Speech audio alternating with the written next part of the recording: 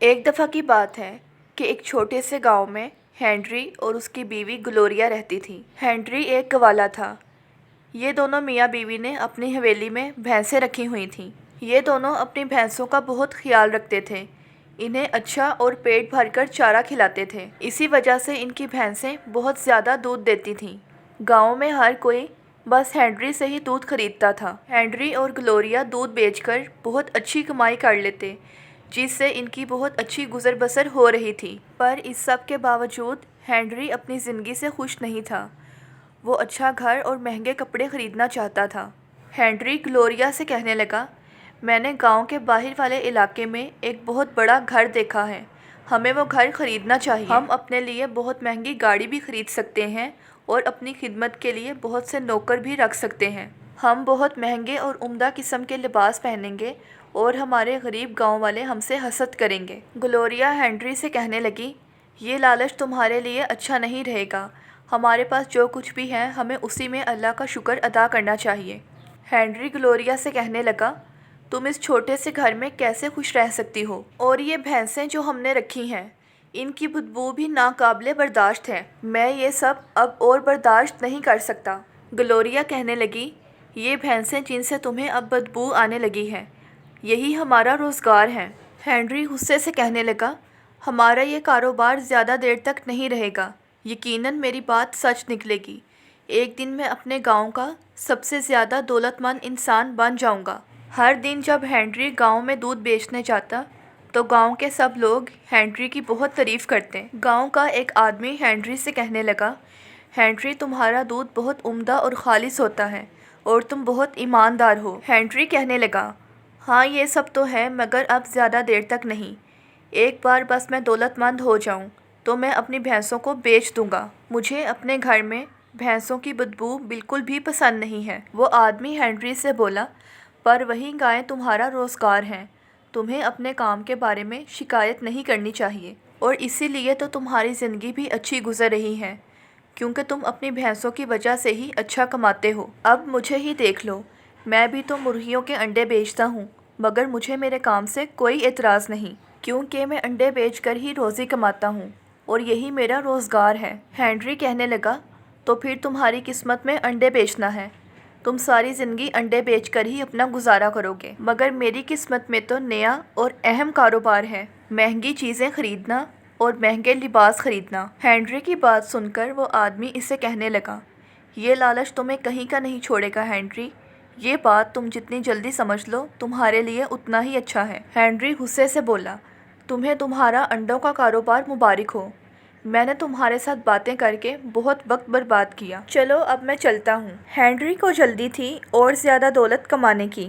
وہ اکثر دولت مند بننے کے راستے تلاش کرتا تھا۔ ایک مرتبہ جب وہ دودھ بیچنے جانے لگا تو سوچنے لگا کہ یہ دودھ جو میرے پاس ہے یہ بہت کم ہے، میں اور زیادہ دودھ کیسے بیچ سکتا ہوں؟ میری بھینسیں تو سب تندرست ہیں، میں ان کو زیادہ دودھ دینے پر مجبور نہیں کر سکتا، اور ویسے بھی اگر میری بھینسیں مجھے زیادہ دودھ دے بھی دیں تو میرا گاؤں تو بہت چھوٹا ہے، میں اپنی بھینسوں کا زیادہ دودھ پھر کہاں بیچوں گا؟ پھر اچانک اسے یاد آیا کہ میں ساتھ والے گاؤں میں جا سکتا ہوں، وہاں بہت سارے گھر ہیں، مگر پھر اس کے لیے مجھے اور بھینس خریدنی پڑے گی، اور نئی بھینس خریدنے کے لیے میرے پاس ابھی پیسے نہیں ہیں۔ اب میرے پاس نئی بھینس خریدنے کے لیے پیسے بھی نہیں ہیں، اور مجھے دودھ کی مقدار بھی بڑھانی ہے، اور وہ یہی بات سوچتا سوچتا آگے بڑھ گیا۔ جب وہ راستے سے گزر رہا تھا تو وہ دریا کے پاس آیا۔ آخر لالچی ہینری کو ایک ترکیب سوجھی اور وہ گہری سوچ میں سوچنے لگا، اور پھر کچھ دیر بعد بولا، کیوں نہ میں جو دودھ بیچتا ہوں اس دودھ میں تھوڑا سا پانی ملا دوں، اور اس ترکیب سے مجھے ایک اور نئی بھینس خریدنے کی بھی ضرورت نہیں پڑے گی، اور اسی کے ساتھ ساتھ میں اپنے پڑوس والے گاؤں میں جا کر بھی دودھ بیچ سکوں گا۔ واہ کیا بات ہے ہینری، یہ تو بہت شاندار ترکیب ہے، کوئی بھی اس بات پر دھیان نہیں دے گا اگر میں دودھ میں تھوڑا سا پانی ملا دوں۔ اگلی صبح ہینری اپنے دودھ کے برتن بھرنے لگا، پر اس مرتبہ اس نے ان دودھ کے برتنوں کو صرف آدھا ہی بھرا، اور پھر ان برتنوں کو لے کر یہاں سے چلا گیا۔ اور پھر ہینری دریا کے پاس رکا اور دریا سے پانی نکال کر دودھ میں پانی ڈال دیا۔ اس دن ہمیشہ کی طرح لوگوں نے ہینری سے دودھ خریدا اور اسے اتنے ہی پیسے دیے جتنے وہ روزانہ دیتے تھے۔ پانی ملانے کی وجہ سے ہنری کے پاس بہت زیادہ مقدار میں دودھ بچ گیا تھا جسے اس نے جا کر پڑوس کے گاؤں میں بیچا۔ اس رات ہنری بہت خوش تھا اور وہ سوچنے لگا کہ اگر میں اسی طرح کام کرتا رہا تو یقیناً میں بہت جلد دولت مند بن جاؤں گا۔ اسی طرح وقت گزرتا رہا۔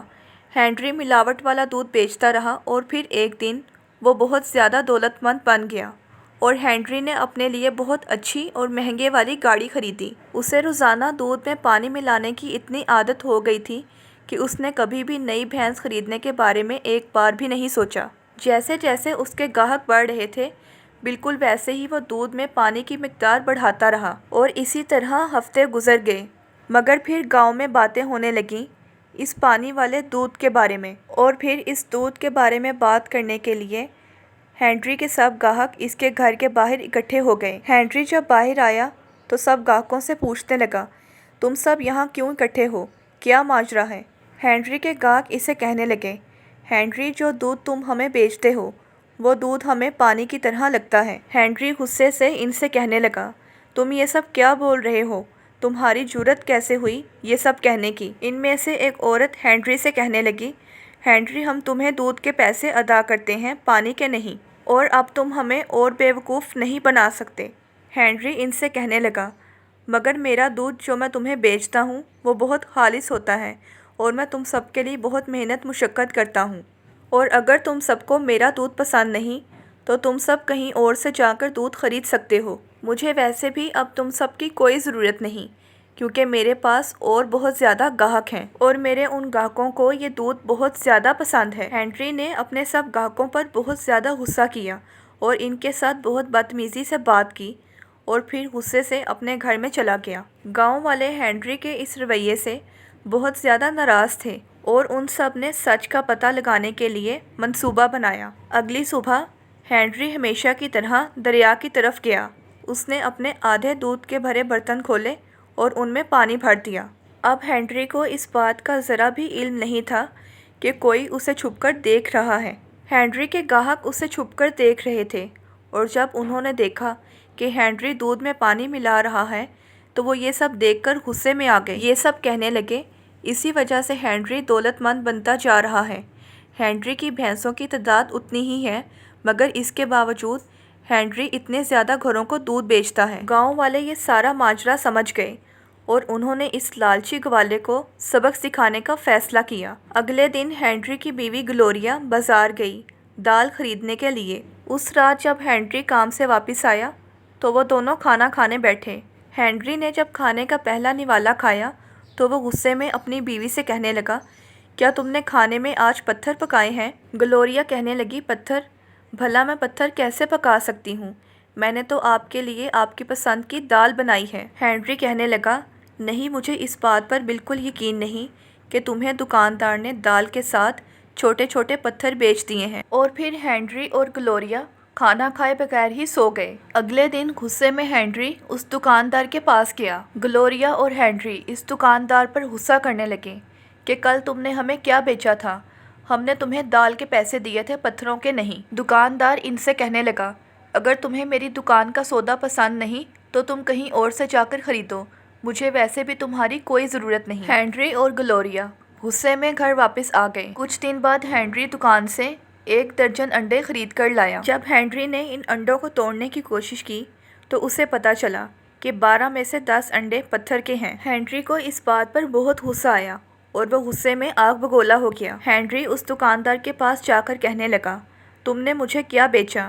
میں نے تمہیں انڈوں کی قیمت ادا کی ہے، پتھروں کی نہیں۔ وہ دکاندار ہنری سے بولا، اسی طرح ہم نے تمہیں دودھ کے پیسے دیے تھے، پانی کے نہیں۔ جاؤ کہیں اور سے جا کر خریدو اگر تمہیں یہ انڈے پسند نہیں، اور ویسے بھی مجھے تمہارے جیسے گاہکوں کی کوئی ضرورت نہیں۔ میرے پاس تم سے اچھے گاہک ہیں جو میری دکان کی چیزوں کو پسند کرتے ہیں، تم جاؤ یہاں سے۔ ہنری بہت غصے میں تھا اور وہ غصے میں گھر واپس آ گیا۔ اسی طرح یہ سلسلہ کچھ دنوں تک جاری رہا۔ اسی طرح ہنری جب بھی دکان سے کوئی چیز خریدتا تو گھر آ کر دیکھنے پر وہ چیز پتھر ہوتی۔ ہنری کو اس بات پر بہت غصہ آنے لگا۔ گلوریا بھی اس بات پر غصہ کرنے لگی، میں ان چیزوں سے تنگ آ گئی ہوں، ہمیں دکاندار صحیح چیز کیوں نہیں دیتے؟ ہنری گلوریا سے کہنے لگا، دکاندار ہمیں بیوقوف بناتے ہیں، مگر یہ بہت غلط بات ہے۔ ہنری اپنے اور اپنے لالچ کے بارے میں سوچنے میں اتنا مصروف تھا کہ اسے سمجھ میں نہیں آیا کہ اس نے یہی چیز اپنے گاہکوں کے ساتھ بھی کی تھی۔ کچھ دیر بعد ساتھ والے گاؤں کے لوگ بھی دودھ کے بارے میں شکایت کرنے لگے، اور اسی طرح آہستہ آہستہ سب لوگوں نے ہنری سے دودھ لینا بند کر دیا۔ جب اس کے پاس گھر کے خرچے کے لیے بھی پیسے نہ بچے تو ہنری نے وہ چیزیں بیچنا شروع کر دیں جو اس نے ملاوٹ والا دودھ بیچ کر خریدی تھیں۔ اب ہنری ایک غریب گوالا بن چکا تھا، اور اب اس کے پاس کچھ ہی گھر بچے تھے جن گھروں میں وہ دودھ بیچتا تھا۔ گلوریا ہنری پر غصہ کرنے لگی۔ ہنری، تمہیں یہ سب نہیں کرنا چاہیے تھا، میں تمہیں بہت منع کرتی تھی، مگر تم نے بس اپنی مرضی کی۔ تمہارے یہ لالچ کی وجہ ہی ہماری غریبی ہے۔ اگر تم اپنے گاہکوں کو خالص دودھ بیچتے، بالکل ویسا جیسا تم پہلے بیچتے تھے، تو آج ہمارے پاس بھی اپنا گھر اور مہنگے کپڑے ہوتے۔ تمہارے لیے بس یہی لازمی تھا کہ تم صبر رکھتے اور محنت کرتے۔ ہنری کہنے لگا، میں تمہاری بات سے اتفاق کرتا ہوں، مجھے تمہاری بات ماننی چاہیے تھی اور اتنا لالچ نہیں کرنا چاہیے تھا۔ میں نے اپنے لالچ کی وجہ سے بس پیسہ ہی نہیں گنوایا بلکہ گاؤں والوں کا اعتبار اور اپنی عزت بھی گنوا دی ہے۔ مگر ہنری نے دودھ بیچنا نہیں چھوڑا، وہ اب خالص دودھ بیچتا تھا، بالکل پہلے کی طرح۔ اسے اپنی غلطی کا احساس ہو گیا تھا اور وہ اسی میں خوش تھا جو اس کے پاس تھا۔